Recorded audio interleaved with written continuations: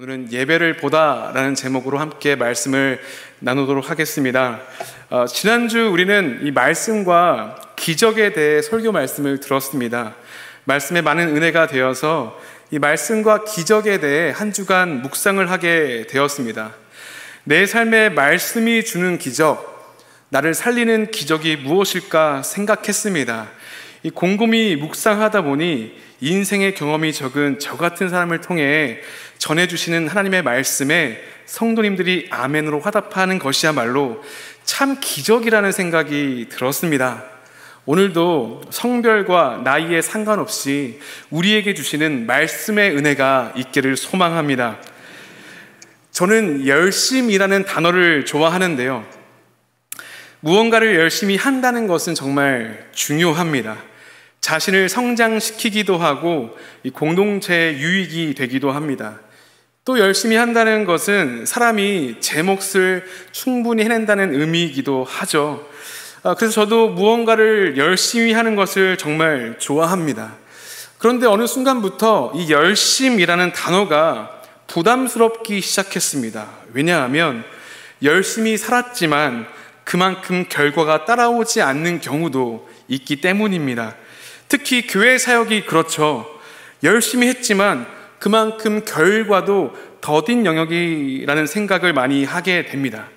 요즘 이런 말이 유행이지 않습니까? 열심히 하는 게 중요한 게 아니야, 잘하는 게 중요해. 저 같은 이 열심파들은 이런 이야기를 들으면 힘이 빠지기도 합니다. 인생이라는 게 열심히 살아도 소용이 없구나라는 생각이 들기도 했습니다. 그러다가 한 배우가 예능 프로에서 짤막하게 했던 말이 생각이 났습니다. 그는 자신이 했던 연기 생활 중에 가장 기억에 남는 작품이 무엇인지 설명해주는 과정에서 한 연극을 소개했습니다. 그러면서 그는 자신이 그 연극을 열심히 했다고 말하지 않는 겁니다. 자신은 그 연극을 뜨겁게 했다고 말하더라고요. 저는 그 말을 듣고 머리를 쿵 한 대 맞은 것 같았습니다. 내가 자꾸 사역을 열심히 한다고 생각하니까 결과에 집착하고 작은 소동에도 불안해하는구나 라는 생각이 들었습니다. 그래서 우리가 살아가고 있는, 꿈꾸고 있는, 생각하고 있는 인생과 신앙도 마찬가지라는 생각을 했습니다. 열심히 일하고 사역하는 것도 중요하지만 우리가 지금 이 공동체와 세상 속에서 뜨겁게 사랑하고 있는가, 뜨겁게 살아가고 있는가 고민해 봐야 합니다. 우리가 열심히 일하고 살다 보면 결과와 현재의 상황 때문에 상처를 받고 지치기도 합니다. 하지만 함께 예배하는 신앙 공동체 안에서 뜨겁게 사랑하고 감사와 격려로 교제한다면 너끈히 인생의 여정, 신앙의 여정을 살아갈 수 있지 않겠습니까? 우리에게 뜨겁게 사랑하고 감사와 격려로 채울 수 있는 공간이 바로 예배의 공간입니다. 오늘 본문에서 하나님은 유월절, 무교절, 칠칠절, 일곱째 달의 절기 등의 여러 예배를 설명하시면서 지키라고 명령하십니다. 오늘은 이 중에서 유월절과 무교절을 집중적으로 살펴보면서 이스라엘 신앙 공동체가 회복하고자 했던, 또 만들어가고자 했던 예배가 무엇인지를 함께 살펴보려고 합니다. 첫 번째입니다. 신앙 공동체는 예배 공동체입니다. 이스라엘 공동체가 가나안 땅에 들어가서 가장 먼저 하는 것이 무엇일까요? 그것이 바로 예배였습니다. 이 본문의 절기들은 이스라엘 공동체에 베푸신 하나님의 은혜를 기뻐하고 감사하며 누리는 예배였습니다. 이스라엘이 가나안 땅에 들어가 정착하는 과정에서 가장 중요했던 것이 바로 예배를 세우는 것이라고 말할 수 있겠죠. 이 본문의 예배 규정을 보게 되면 예배의 개수, 그 예배의 구성이 참 다양하다는 걸 알 수 있습니다. 꽤 복잡하고 불편해 보이기까지 합니다. 왜 하나님은 가나안 땅에 들어가는 이스라엘 공동체에게 가장 먼저 예배에 대해 말하고 있을까요? 이스라엘이 들어가는 그 가나안 땅은 비어있는 황무지가 아니었습니다. 가나안에는 이미 오래전부터 정착해서 살고 있었던 사람들이 있었습니다. 이 사람이 모여 살면 그들만의 독특한 문화와 종교가 형성되지 않습니까? 이미 가나안에는 많은 문화와 종교가 형성되어 있었던 겁니다. 그런 가나안 땅에 이스라엘 공동체는 정착해서 살아가야만 했습니다. 그렇다면 얼마나 많은 문화적인, 사회적인, 종교적인 충돌이 있었겠습니까? 이제 이스라엘 공동체는 가나안과는 다른 문화, 다른 사회, 다른 여호와 신앙을 가지고 들어가야 했습니다. 문제는 이 사회적으로 볼 때 정착민의 문화는 유목민의 문화보다 우월한 경우가 훨씬 더 많지 않습니까?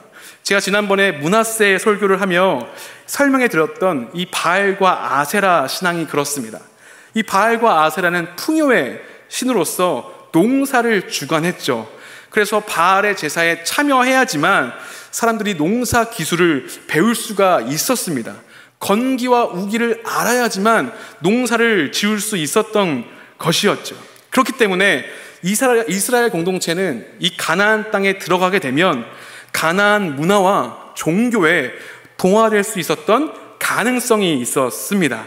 그래서 하나님께서 이스라엘 공동체에 요구하시는 것은 철저한 예배 공동체가 되는 것이었습니다. 우리도 가나안이라는 추상적인 하나님의 나라를 살아가는 공동체입니다. 하나님의 나라는 두 가지 의미가 있는데요. 먼저는 미래에 가게 될 하나님의 나라입니다. 둘째는 지금 이 땅에서 살아가는 하나님의 나라이죠. 이렇게 구분할 수 있는 이유는 이 하나님 나라에는 두 가지 개념이 있기 때문입니다. 첫 번째는 바로 영역, 두 번째는 뜻인데요. 영역은 영토, 땅을 의미합니다. 그래서 마지막 때 우리 모두는 하나님의 나라에서, 하나님의 공간에서 영원히 살게 될 것입니다. 두 번째는 뜻인데요. 뜻은 규례와 법을 말하죠. 그래서 현재 우리가 살고 있는 이곳에서 하나님의 뜻과 규례대로 살아간다면 바로 이곳이 하나님의 나라라고 할 수 있습니다. 그래서 우리가 하나님의 뜻과 규례를 가지고 살아가는 삶의 영역은 하나님의 나라가 되는 것이겠죠. 그런데 문제는 우리도 세상의 문화에 쉽게 동화되며 살아간다는 겁니다. 세상의 원리와 가치 속에서 하나님을 삶의 기준점으로 놓고 살아가야 한다는 믿음의 외침이 점점 희미해지고 있는 때이기도 하죠. 그래서 우리는 본문에서 말하는 많은 절기의 예배, 그리고 그것의 규정들을 향해 왜 이렇게 예배가 복잡해? 라고 불평해서는 안 됩니다. 오히려 그것은 세상의 문화와 가치 속에서도 하나님을 기준점으로, 하나님을 삶의 토대로 살아가려는 하나님의 처절한 호소인 것이죠. 그래서 오늘 말씀은, 오늘 본문은 우리에게 외치고 있습니다. 너의 삶에 예배가 회복돼야 해. 그렇게 오늘 예배에 오신 모든 성도님들이 예배의 회복의 은혜를 경험하시기를 소망합니다. 저는 오늘 말씀을 통해 이 예배를 강조하기를 원합니다. 두 번째입니다. 두 번째는 예배는 함께 모이는 공간입니다. 우리는 코로나를 겪으면서 온라인 예배라는 새로운 교회 문화를 맞이하게 되었습니다. 어떤 통계를 좀 살펴보려고 하는데요. 한국기독교 목회자 협의회의 한국기독교 분석 리포트에 따르면 개신교인이 신앙 성장에 도움받고 있는 것으로 출석교회 예배, 목사님 설교란 응답이 2012년에는 64%였지만 2023년에는 10년 만에 절반 아래인 28%로 감소했습니다. 세 번째 통계를 보시면 대신에 미디어의 영향이 1%에서 19%로 10년 만에 비약적인 증가를 했죠. 이 개신교인의 신앙 성장에 도움을 주는 요소가 교회 내적인 요인에서 미디어 등의 교회 외적인 요인으로 차츰차츰 변화되기 시작된 것입니다. 제가 청년들을 실망할 때 기도 제목을 물어보게 되는데요. 여러 기도 제목 가운데 연애와 결혼이 참 많았습니다. 그래서 우리 교회에 연애 강의를 열어야겠다는 생각을 했습니다. 제가 하면 좋겠지만 저의 연애는 참 찌질했기 때문에 제가 이제 할 수는 없고요. 훌륭하신 분이 해야겠다 싶어가지고 어떤 강사가 좋은지 청년들에게 물어보는 과정에서 우리 청년들이 기독교 유튜브를 정말 많이 보고 있구나라고 생각이 들었습니다. 특히 연애와 결혼에 대한 기독교 콘텐츠를 정말 많이 보고 있었는데요. 가장 유명한 유튜버를 한 명 소개해 드리려고 하는데 바로 헵시바라는 분입니다. 그분을 수식하는 표현은 심리학을 하는 교회 언니라고 하더라고요. 유튜브 썸네일을 보면 이런 제목들이 있습니다. 한번 보여주시겠어요? 네. 이 영상을 이해하면 곧 결혼합니다. 같이 살면 힘든 남자. 저는 좋은 남자입니다. 네. 같이 살면 힘든 여자. 내 짝은 어디에 있나요? 내 사람일까? 흐흐흐흐. 이런 썸네일이죠. 이 제목만 봐도 한번 클릭해서 들어보고 싶지 않습니까? 아마 누군가는 교회 외적인 요소, 이 미디어를 통해서 신앙 성장을 하려고 하는 이러한 현상과 시도에 대해 비판할 수도 있겠다는 생각을 했습니다. 그러나 이것은 하나님에 대한 갈급함의 반증인 것이죠. 미디어를 통해서라도 하나님을 통해 하나님을 갈급함으로 내 삶이 어떻게 변화되어야 할까라는 바로 성도들의 갈급함인 것이죠. 다른 또 통계를 살펴볼 텐데요. 신앙에 대한 미디어의 영향력 속에서 또 다른 재미있는 통계가 있습니다. 한국교회 추적조사 2024라는 제목으로 실시한 통계조사에서 교회 출석자에게 현장 예배와 온라인 예배를 드린 비율이 어떻게 되는지를 알아보았습니다. 2021년에 현장 예배와 온라인 예배의 비중은 예배 출석의 합이 10이라고 했을 때 주일 현장 예배는 4.9회, 온라인 예배는 5.1회였습니다. 반면에 2023년에 들어와서는 현장 예배와 온라인 예배 간 비율의 격차가 현장 예배는 8.2회, 온라인 예배는 1.8회로 현장 예배가 점점 증가됨을 우리는 볼 수 있습니다. 이 코로나의 영향이 계속될 것 같았지만 우리는 다시 현장 예배를 사모하며 갈망하게 되었죠. 이것은 아마도 하나님을 향한 갈급함을 채우기 위해 성도들의 몸부림이라는 생각이 들었습니다. 여기 모인 우리 모든 성도님들도 하나님의 은혜에 갈급하시지 않습니까? 이 갈급한 우리는 다시 교회로 모이기 시작했습니다. 이 모인다는 것은 정말 중요한 교회적 개념, 예배적 개념인데요. 바로 민수기 28장 18절의 말씀인데 우리 함께 읽도록 하겠습니다. 시작.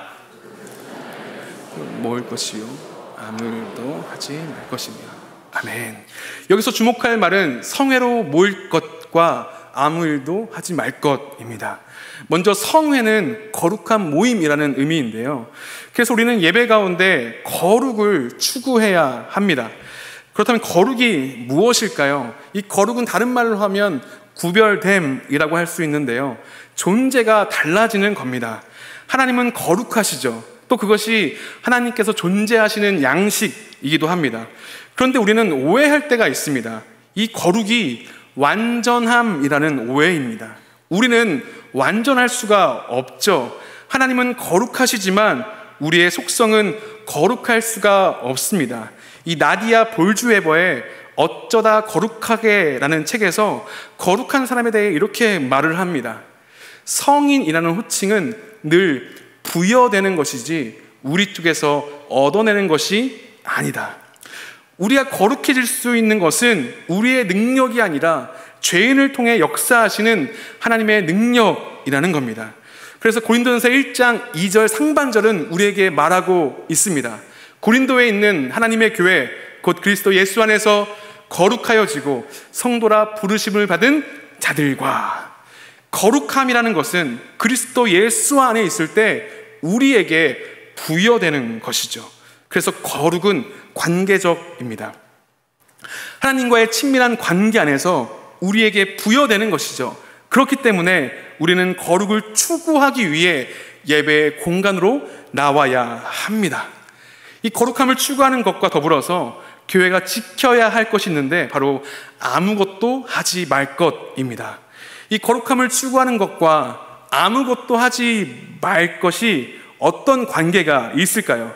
어떤 분들은 아무것도 하지 말라고 했는데 섬김과 봉사가 없이 예배가 이루어지나요? 라고 질문할 수도 있을 것 같다는 생각이 들었습니다. 그런데 이 아무것도 하지 말 것은 생업을 멈춘다는 이야기입니다.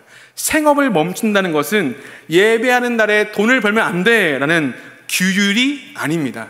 이 당시에 모두가 쉬는 날에 쉬지 못하는 사람들이 있었거든요. 사회적인 약자, 노예, 노동자들이었습니다. 그래서 아무것도 하지 말아라, 이 멈추라는 것은 사회적 약자, 노예, 노동자들도 성회에 모여 함께 예배에 참여할 수 있게 하려는 하나님의 마음이었던 겁니다. 그래서 성회로 모여 거룩함을 추구하는 예배 공동체는 누구든지 함께 예배하는 공동체인 겁니다. 누구든지 함께 예배하는 예배 공동체는 유월절과 더불어 무교절을 지켜야 했습니다. 이 무교절의 중요한 의식은 함께 무교병을 먹는 것인데요. 누군가와 함께 음식을 먹는 것은 매우 중요하죠.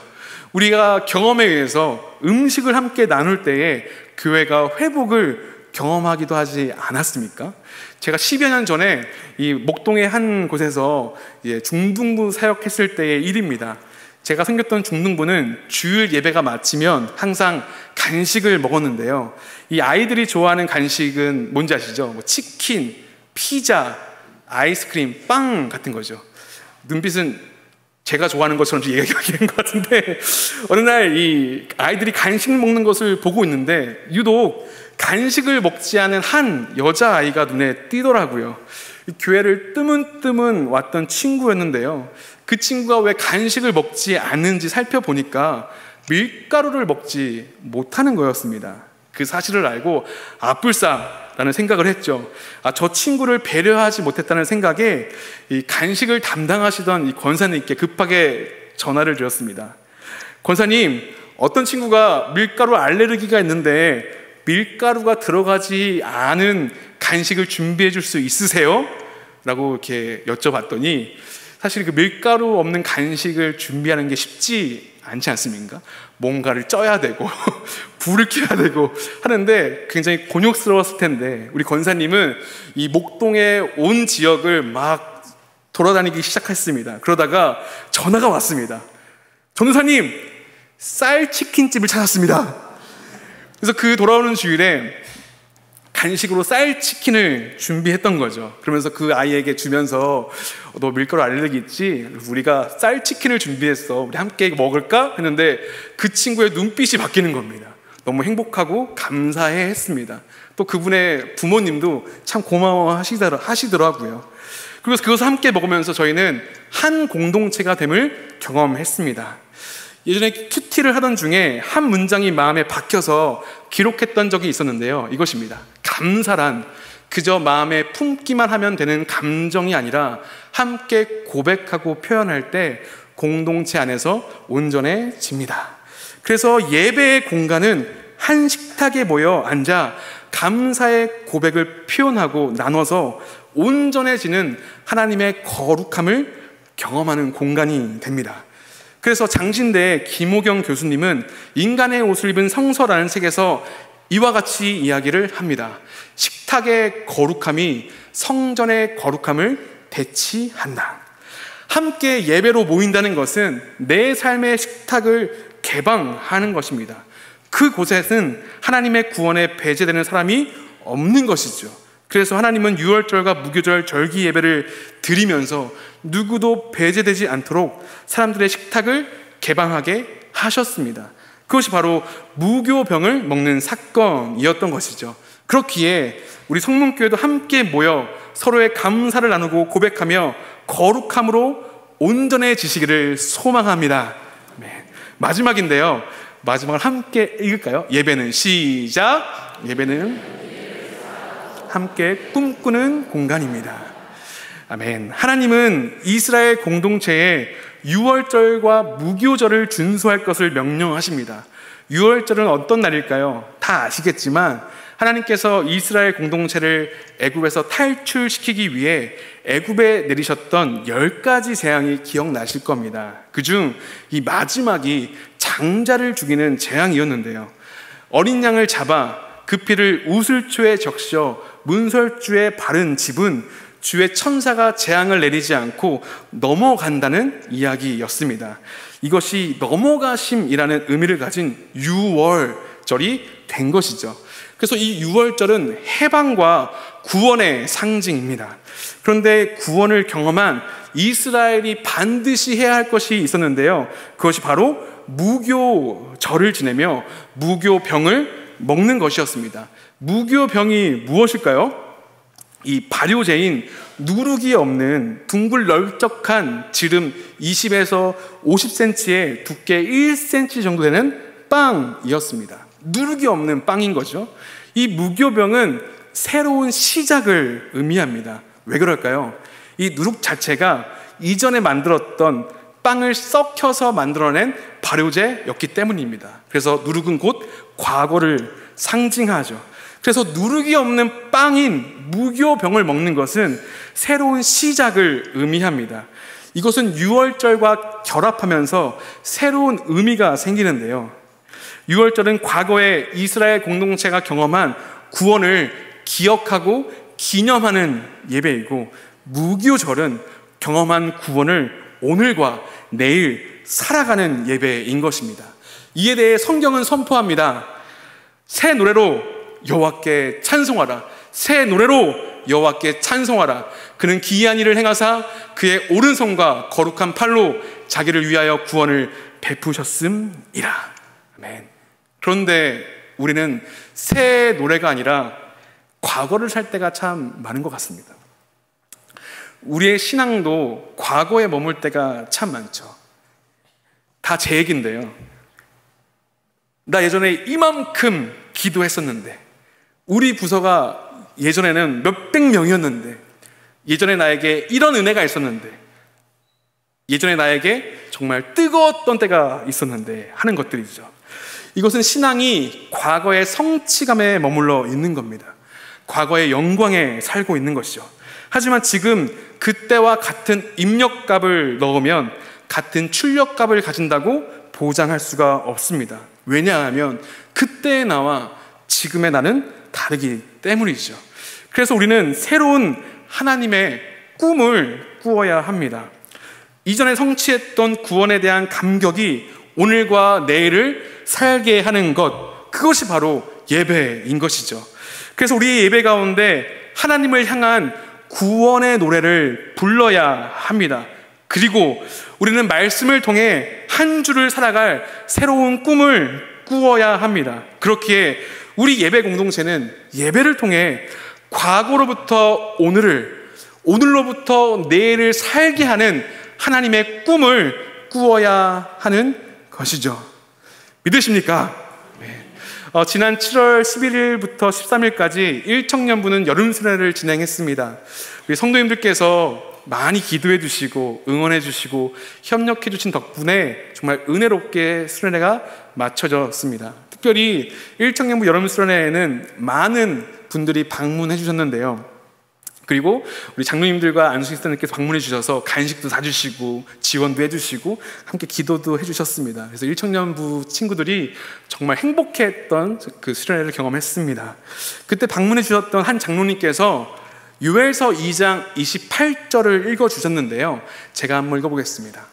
그 후에 내가 내 영을 만민에게 부어주리니 너희 자녀들이 장래일을 말할 것이며 너희 늙은이는 꿈을 꾸며 너희 젊은이는 이상을 볼 것이며. 아멘.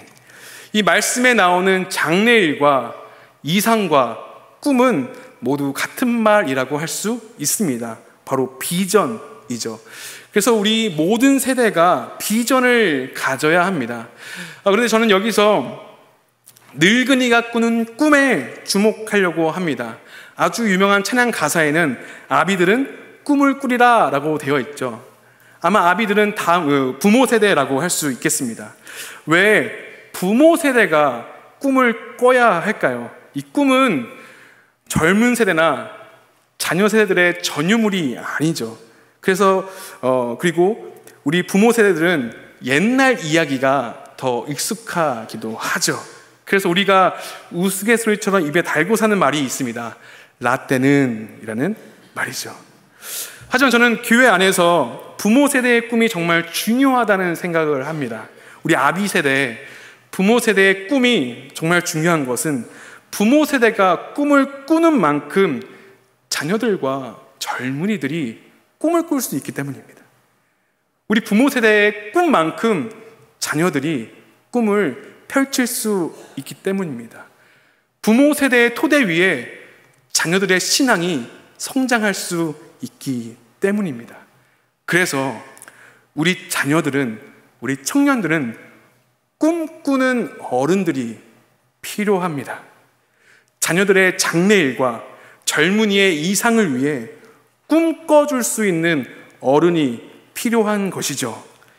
다음 세대, 청년 세대들을 위해 부모 세대가 함께 꿈을 꾸는 장소가 바로 예배의 공간인 것입니다. 무교병의 의미가 그렇죠. 과거의 영광에 사로잡혀 예전의 성취감에 사로잡혀 신앙생활하는 것이 아닙니다.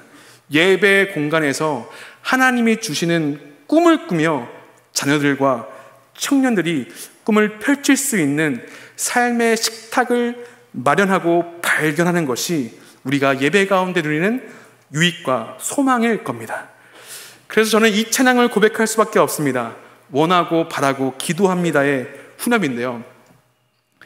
하나님의 꿈이 나의 비전이 되고 예수님의 성품이 나의 인격이 되고 성령님의 권능이 나의 능력이 되길 원하고 바라고 기도합니다. 우리 다 같이 하나님의 꿈이 나의 비전이 되고 예수님의 성품이 나의 인격이 되고 성령님의 권능이 나의 능력이 되길 원하고 이 꿈이 우리 성도님들의 꿈이 되어지기를 소망합니다. 우리 마지막으로요. 하나님의 꿈이 나의 비전이 되고 예수님의 성품이 나의 인격이 되고 나의 능력이 원하고 바라고 기도합니다. 아멘. 그렇기에 저는 믿음으로 권면드리고 싶습니다. 담대함으로 권면드리고자 합니다. 여기 함께 모여 예배하는 우리 모든 성문교회 성도님들 함께 하나님의 꿈을 꾸시기를 소망합니다. 노년의 노아에게, 노년의 아브라함에게, 노년의 모세에게 꿈을 주신 하나님의 마음이 저와 성도님들에게 심겨지기를 소망합니다.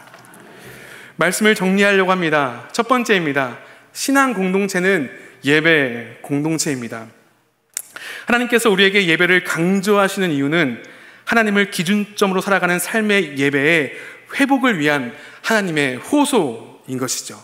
두 번째, 예배는 함께 모이는 공간입니다. 모이는 것은 형태이지만 본질은 하나님을 향한 갈급함을 가지는 것입니다. 갈급함을 가지고 하나님을 향해 거룩함을 추구할 때 우리 안에 감사와 격려가 넘치게 될 것입니다. 마지막으로는 예배는 미래를 살아가고 함께 꿈꾸는 공간입니다. 하나님의 꿈을 꾸는 예배가 어떤 예배일까요? 이 말씀을 준비하면서 어렸을 때 저희 할머니께서 저에게 했던 말이 생각이 났습니다. 요서봐, 할머니 예배 보고 올게. 네, 한번 더 읽어볼까요? 제가 할머니 성대모사를 좀 해야 되는데 잘 안 되네요. 요서봐, 할머니 예배 보고 올게 라는 겁니다. 저 어렸을 때는 이 예배 본다라는 말을 잘 이해하지 못했습니다. 그래서 제가 다시 할머니께 질문했던 것 같습니다.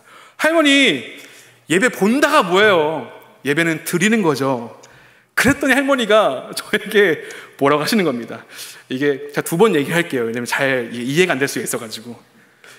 장 보러 간다고 할 때 눈으로 보고만 오는 거냐? 물건도 사오는 거지. 이 보다는 경험하다, 참여한다라는 뜻을 가지고 있습니다. 우리말에서 이 보다가 어디에 사용되었는지 살펴보면 대표적으로 잔치집 갈 때, 그리고 장례식 갈 때입니다. 그래서 우리 어르신들은 기억하실지 모르겠지만 잔치 보러 간다, 상주 보러 간다라고 썼다고 하더라고요. 이 잔치집에는 그냥 구경 가는 것이 아니죠. 일손이 모자라면 거들어주고 함께 축하해주고 기뻐해주는 것입니다. 장례식도 마찬가지죠. 상주를 위로하고 굳은 일을 감당하고 보살피고 정신적으로 물질적으로 도와주는 겁니다. 참 좋은 의미이죠, 이 보다라는 말이. 그래서 우리에게는 예배를 보는 영성이 회복돼야 할 것입니다. 이스라엘 신앙 공동체는 유월절을 통해 구원을 기억하고 무교병을 먹으며 한 식탁에서 구원을 함께 살아내는 하나님의 꿈을 꾸었습니다. 우리에게도 그런 예배가 회복될 줄 믿습니다. 그래서 갈급함을 가지고 예배로 모이십시오. 이곳에서 하나님의 구원을 함께 노래하기를 소망합니다. 그리고 우리에게 들려주시는 하나님의 공급과 꿈을 가지고 한 주간도 예배를 보다 하나님을 경험하고 하나님의 꿈에 참여하는 믿음으로 살아가시기를 축복합니다. 말씀을 한 문장으로 제가 정리를 했는데요, 제가 먼저 선창하고 그 이후에는 함께 선포하며 고백하겠습니다. 제가 먼저 고백합니다. 예배를 보며 하나님의 꿈을 회복합시다. 예배를 보며 하나님의 꿈을 회복합시다. 아멘. 제가 기도하겠습니다.